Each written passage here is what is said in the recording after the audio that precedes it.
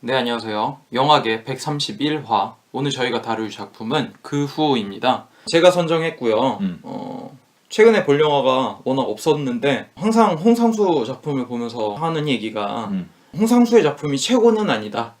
하지만 또 그만한 게 없다. 라는 이야기를 항상 했기 때문에 그 후 다루면 재밌을 것 같다라는 생각 때문에 선정했습니다. 네. 저희가 원래 1부에서는 영화에 대한 전반적인 이야기를 했었죠. 그러니까 네. 감독이랄지 배우에 대한 설명, 트리비아랄지 이야기를 했었는데 앞에 좀 재밌는 코너를 넣어봤습니다. 이름하야 그들 각자의 댓글 코너입니다. 네. 뭐냐면은 이 영화를 보신 여러 네티즌 분들이 한 줄 평을 다룬 것 중에 재미있는 것들을 모아서 소개를 시켜드리면서 전반적으로 이 작품이 어떤 작품이다 가늠할 수 있는 그런 코너입니다. 자, 첫 번째 댓글 소개시켜드리자면 악어3라고 하는 분이 이런 댓글을 남기셨습니다. 상수야, 이거 실화냐? 홍상수 영화는 항상 뭔가 실화 기반에 달려있다는 이야기가 많기 때문에 이런 댓글이 있는 것 같아요. 두 번째로는 대조로라고 하는 분이 댓글을 다셨는데 네. 꽤 센스 있는 것 같아서 첫 출근한 날 사장 부인한테 뺨 맞고 사장 애인한테 일자리 뺏긴 그 후. 딱 이게 맞는 것 같아요. 그 네. 후의 쓰임새가. 그렇죠. 그 후에 그 시점이 언제냐라고 하는 질문들이 많았는데 이분이 이런 깔끔한 댓글로 아주 정리를 잘한 것 같습니다. 그 다음엔 김한우라고 하는 분이 댓글을 달아주셨는데 아닌 척하면서 할 말 다 하는 홍상수. 저도 보면서 약간 그런 느낌 들었어요. 네. 항상 홍상수 감독이 실제 사건과 영화를 결부지으면서 감상하는 건 별로 좋은 감상법이 아니다. 라고 말은 하지만 자기가 하고 싶은 얘기는 다 영화로 하는 거 아닌가라는 생각이 들었는데 참 깔끔한 댓글로 이야기를 해준 것 같아요. 이은현 님이 그 다음 댓글 달아주셨어요. 왠지 진흙탕을 오래 두고 보다가 진흙탕에 비친 내 자신을 본 것만 같다. 여기서는 여러 가지 에피소드를 보면서 나 자신한테 비춰볼 수 있는 상황이 올 것 같다라는 생각 때문에 이 댓글이 저는 좀 마음에 와닿더라고요. 그 다음은 샌드라고 하는 분인데 지금을 겪은 자가 모든 것을 겪은 뒤 그간 겪어온 일들을 그린다. 그리고 좀 센스 있는 댓글인 것 같아요. 이건 현정님이 흑백의 화면에 담긴 이야기를 굳이 색안경 끼고 보지는 말자. 네. 그럼 흑백 논리로 보면 되겠네. 오호호호. 그런 의미도 또 아닌데 참 돌려치기 하네요. 네. 마지막으로 우주님인데 이런 댓글을 달아주셨어요. 어마어마하게 웃기다. 홍상수 다이어트 숙이라는 부제를 붙이고 네. 싶다. 중간에 띵뛰기 하는 장면도 나오잖아요. 네. 속 터지는 상황도 그렇고 원래 다이어트는 맘고생이 최고라는데 딱 그 상황을 두고 댓글로 센스 있게 달아주신 게 아닌가. 참고 홍상수는 실제로 다이어트 하고 있죠. 네. 그리고 살 많이 빠졌어. 맞아. 10년 전하고는 비교도 할 수 없을 정도로 말랐어. 패션도 많이 달라졌어. 근데 하여튼 이번 영화에 대한 재미난 댓글인 것 같아서 한번 소개시켜드려봤습니다.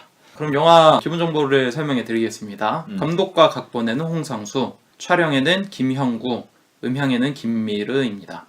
그 후라고 하는 영화는 칸 영화제, 뮌헨 국제영화제, 카를로 비바리, 토론토, 뉴욕 영화제 등의 후보로 올랐습니다. 프랑스 영화 전문 사이트 카우스 레인즈에선 5점 만점에 4.66을 주었고 스페인 영화 전문 사이트 투다스 라스 크리티카스는 10점 만점에 8.13점을 줬습니다. 네. 참고로 이 사이트에선 옥자에 6.25 점수를 줬네요.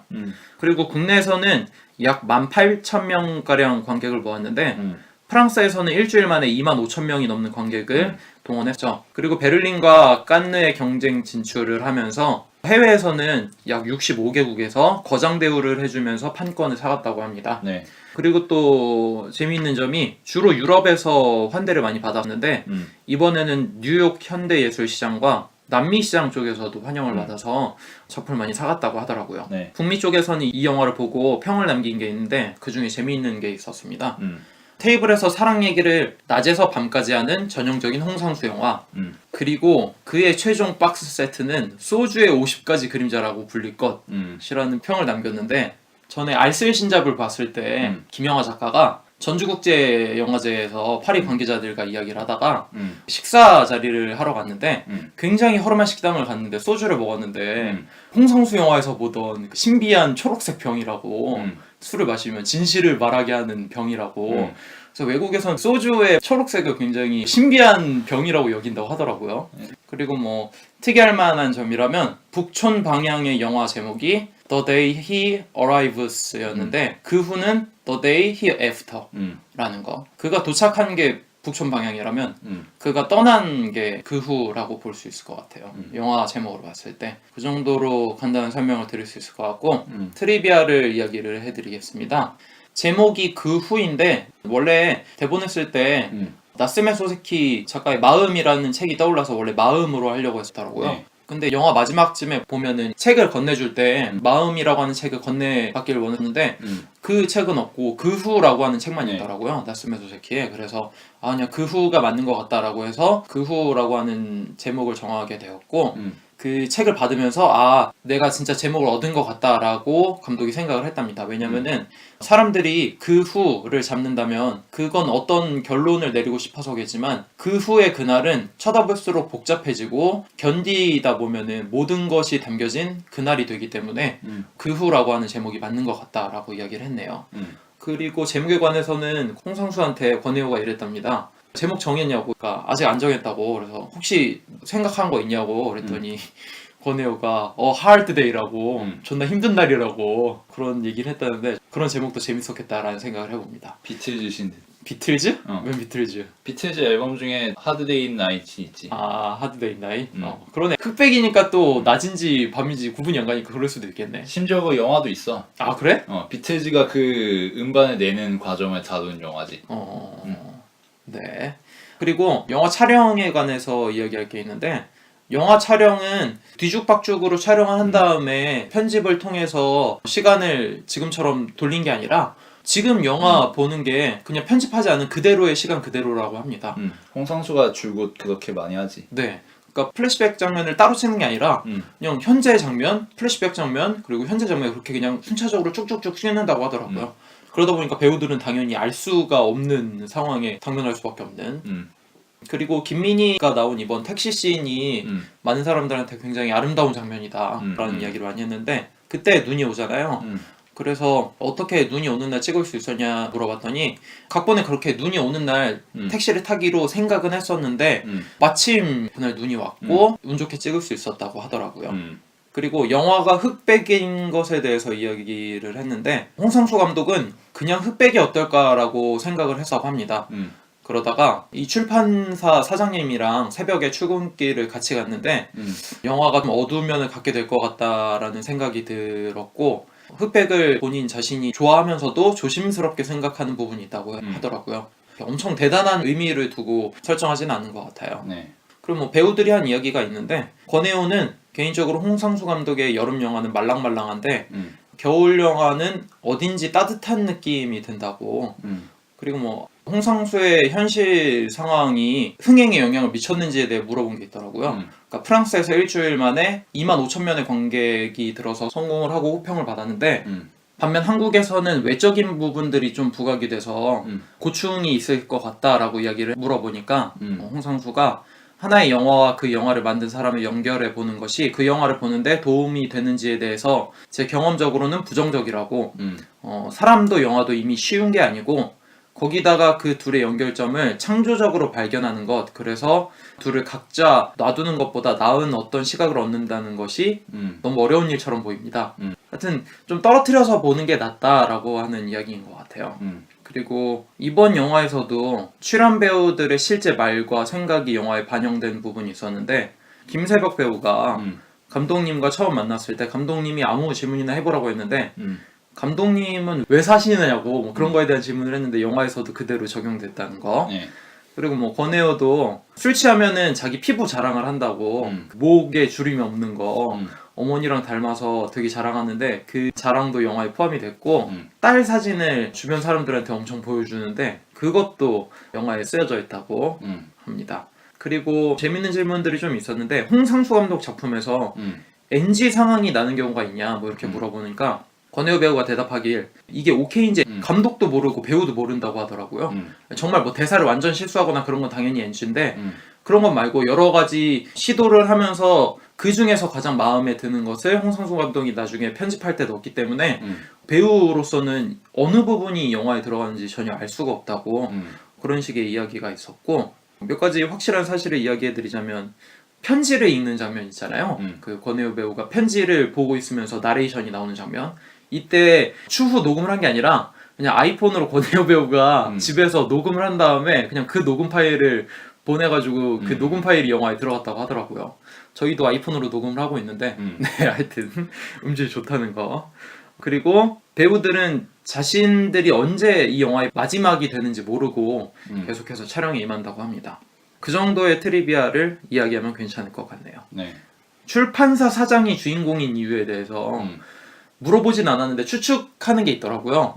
저희가 전에 다뤘던 당신 자신과 당신의 것에서 상원이 민정을 처음 만나서 아는 체를 하면서 대사를 하는 것 중에 출판사에서 일하시지 않았냐고 그 여자한테.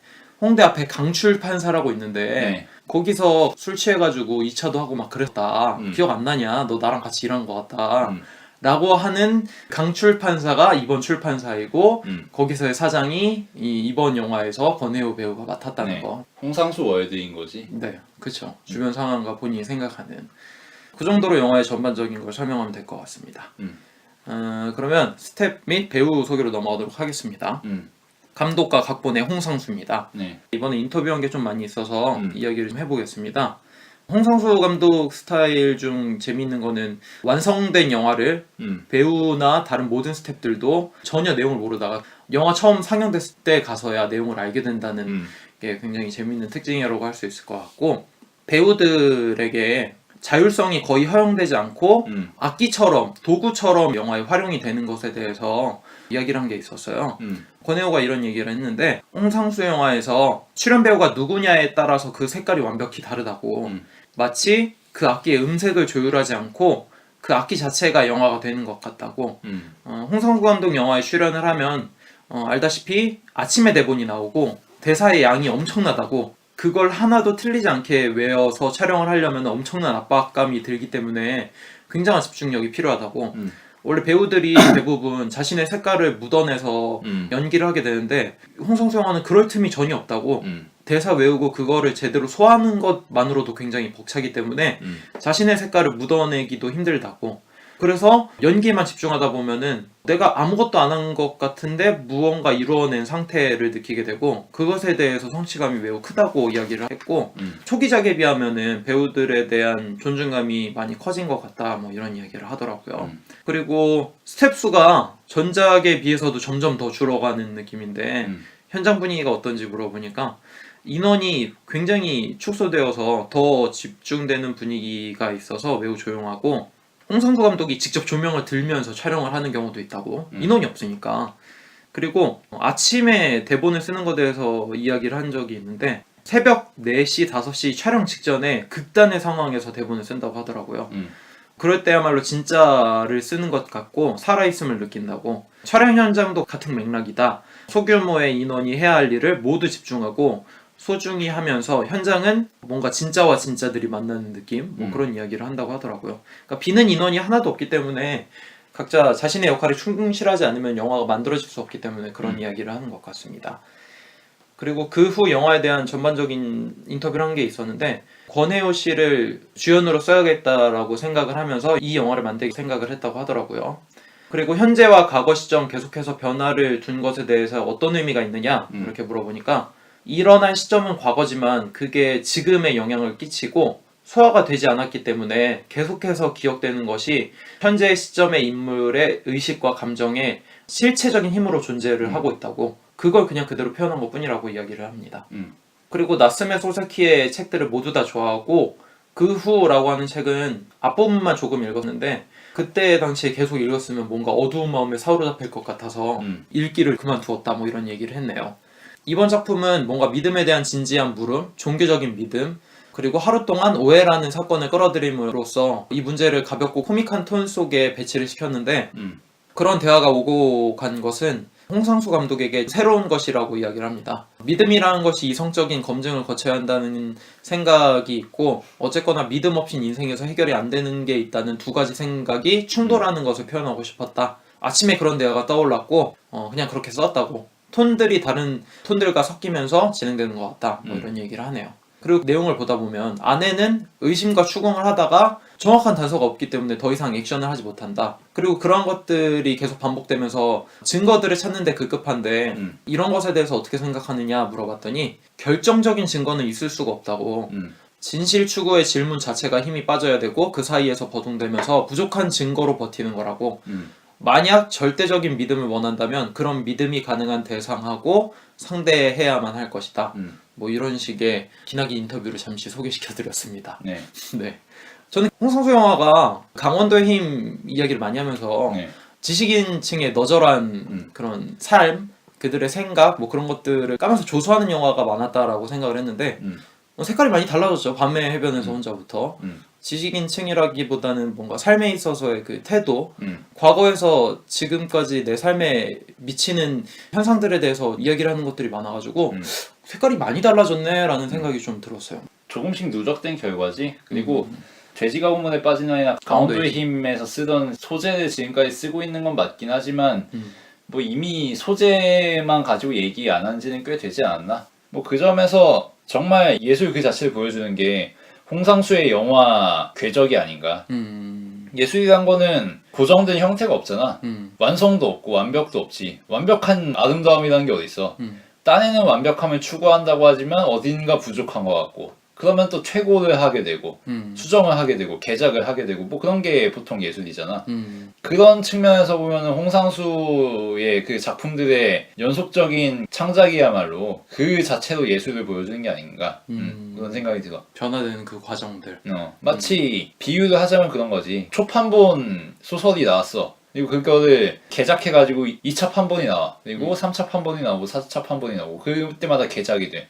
그래서 궁극적으로는 나중에 가보니까 처음 나온 거랑은 형태가 굉장히 달라진 거지. 물론 연속적인 흐름도 있지만 그 개작되는 과정, 판본이 계속 바뀌는 과정 자체가 재미고 흥미잖아. 그치. 그 판본과 판본 사이를 대조해보는 거 자체도 재밌고 어떤 식으로 변화해 나가는지 그 자체가 하나의 예술 작품인 거지.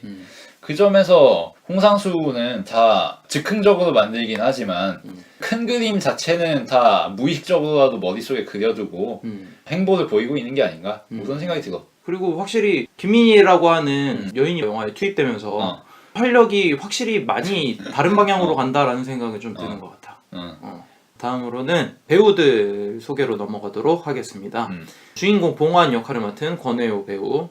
칸 국제영화제에서 영화가 완성된 걸 처음 봐서 아, 자신이 이런 역할에 이런 연기를 한 거구나 라고 내용을 알게 됐다고 합니다. 섭외 과정은 보통 홍상수 감독이 언제부터 언제까지 촬영할 예정인데 시간 혹시 되냐고 물어본다고 하더라고요. 근데 이번에는 촬영 전에 평소보다 좀 이야기를 많이 나누다가 감독이 최근 관심사나 책에 대해서 물어봤다고 하더라고요. 그리고 본인 영화 인물 중에 누가 좋냐고 뭐 이런 얘기도 했는데 다 싫다고 이야기를 했다고. 그리고 나서 이번 영화는 너랑 같이 하면 좋겠다라고 이야기를 들어서 했는데 옛날 같으면은 아니었는데 요즘에는 너가 많이 생각이 난다고 그러면서 권혜요한테 주연 제의를 했다고 합니다. 네. 권혜요 배우가 사실 홍상수 영화 작품 중에서 전에 나온 느낌과 이번 작품이 판이하게 다른데 권혜요 배우 스스로도 어떤 말인지 알 것 같다고. 홍상수 감독의 대사들은 문어적인 느낌이 있기도 하고 영어식 화법이 좀 많다고. 갑자기 현실에서 대뜸 너무 아름다우세요. 사랑합니다. 이런 말들이 자기한테 너무 어색하다고. 그런 말들은 오히려 영어로 옮기면 그때 더 자연스러운 말들일 거라고. 그래서 전에는 그러한 느낌의 대사들을 자신만의 방향으로 편하게 하려고 했는데 홍상수는 오히려 그게 지루하고 평범하다고 이야기를 했고 지막 끝을부터는 좀 더 홍상수 영화의 자신도 녹아들 수 있는 계기가 된 것 같다라고 생각했고 이 바로 전작인 밤의 해변에서 혼자부터는 이 스타일이 확실히 편해졌다라고 이야기하면서 이번 영화에서 좀 완벽하게 녹아든 모습이 보인 것 같아요. 그런 측면을 잘 보여주는 게 다른 나라에서 같은 작품이지. 다른 나라에서 보면 이자벨 위페르 등장하고 프랑스인인데 한국에 왔어. 그러면은 프랑스어로 소통해야 되는데 한국인 중에 프랑스어 할 수 있는 사람이 누가 있어? 그치, 거의 없지. 그러니까 그 중간에 영어라는 매개체가 끼어들게 되지. 영어로 서로 소통하게 되고. 그러면서 영어로 프랑스인인 이자벨 위페르와 대화하는 것과 이 한국인들끼리 대화하는 것 이게 뒤섞이게 되잖아.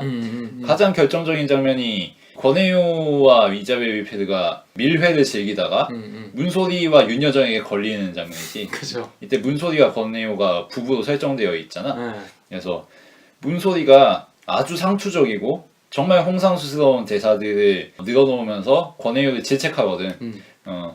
웃기지 말고 빨리 올라와요. 창피하잖아. 하여튼 술만 처먹으면 그냥 개가 딸 없어. 말을 그렇게 하냐? 술 처먹고 여자 밝히는 거는 피가 그래 피가. 어? 치마만 들었다 다 여자지. 뭐 이런 대사들이라든가 이런 거 보면은 정말 어디 드라마라든가 그치. 아니면은 동화책 이런 데서 나올 법한 틀에 박힌 대사는 말이야. 현실에선 그거보단 좀 더 다이나믹하고 역동적인 대사가 나오지. 좀 더 다양하고. 그치. 근데 문소리의 발성을 가만 듣다 보면 그거만큼 리얼한 게 없거든. 평범하고 투박한 대사들인데 진짜 그 정서를 간결하게 잘 전달해. 그리고 토속적이라고 느껴지고. 근데 그 사이에서 이자벨 위필과 윤여정이 또 영어로 떠들고 있지. 뭐 Why are you here? I came here to see something special he wanted to show me. What is something special? I don't know. Ask him. Oh, this Korean man. Oh, what can we do about this Korean man? They are all crazy about the only sex. You have to be careful for those kind of men. I didn't know. 이런 얘기를 한다든가. 그게 서로 대조를 이루고 그 사이에서 권혜요는 한국말 했다가 영어 했다가 면피도 어떻게든 하려고 하고 이런 한국어와 영어 그리고 그 투박한 대사들과 외국어로 치장된 그런 언어들 이 사이가 긴장을 일으키면서 믹스되는 게 굉장한 쾌감인 장면인데 그런 식의 흐름을 아마 권혜요가 홍상수 작품에서 읽은 게 아닌가. 아 이걸 의도하는 거구나 라는 생각을 하게 된 게 아닌가 뭐 그런 생각이 드네. 나도 인터뷰 보면서 좀 더 이해할 수 있는 계기인 것 같았어요. 그리고 연기를 하면서 배우들은 어떤 마음으로 연기를 하냐고.